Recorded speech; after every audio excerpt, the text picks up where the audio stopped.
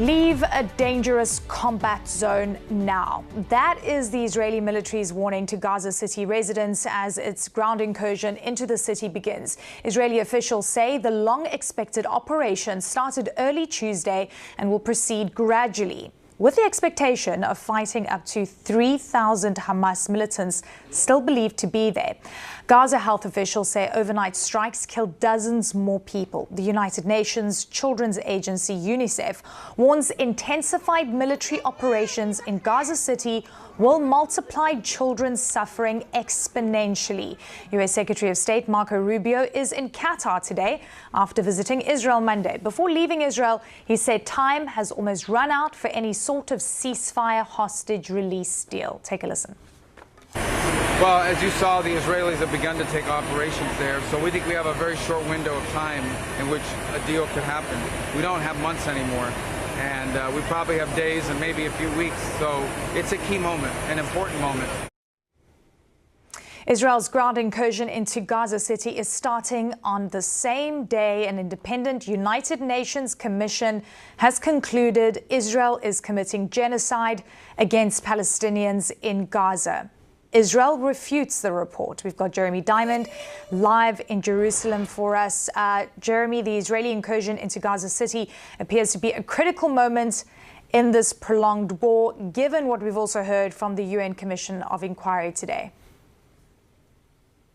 Yeah, that's certainly right, Eleni. And for weeks now, we have seen the Israeli military laying the groundwork to carry out this all-out invasion and ultimately occupation of Gaza City. We've seen them as they've intensified aerial strikes and artillery shelling of the city.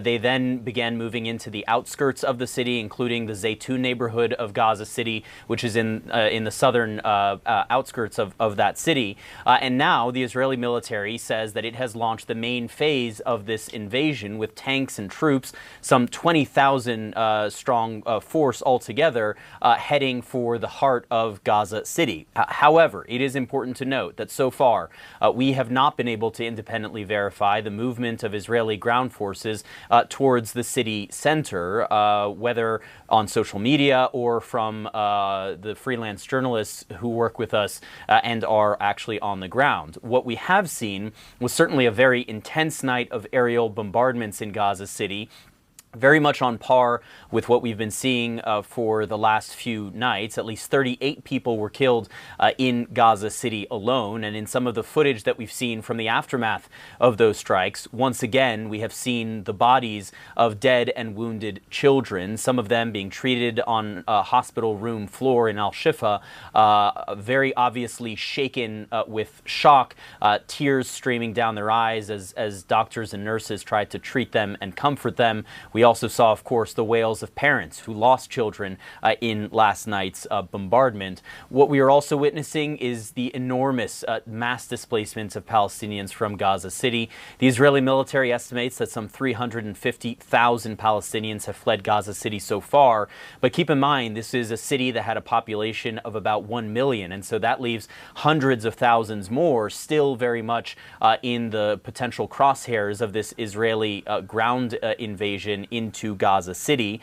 And ultimately, the Israeli military would like to see the entirety of that population forced out of the city and move to the Al-Mawasi humanitarian zone in the central southern part of the Gaza Strip. The Israeli military, of course, says it wants these civilians to be moved out of harm's way. But today, we also learned the size of the Hamas force that Israel says it is going after in Gaza City is only about 2,000 to 3,000 fighters, according to an Israeli military official. And so that is why we are seeing so many accusations right now that what Israel is doing in Gaza City is not just a military operation, but is tantamount to ethnic cleansing, something that Israel, of course, rejects. What Israel has also rejected are these latest conclusions of genocide being made for the first time by a United Nations Commission of Inquiry, which says that Israel has committed 4 of the 5 prescribed genocidal acts Hamas in its military operations in Gaza, including causing Palestinians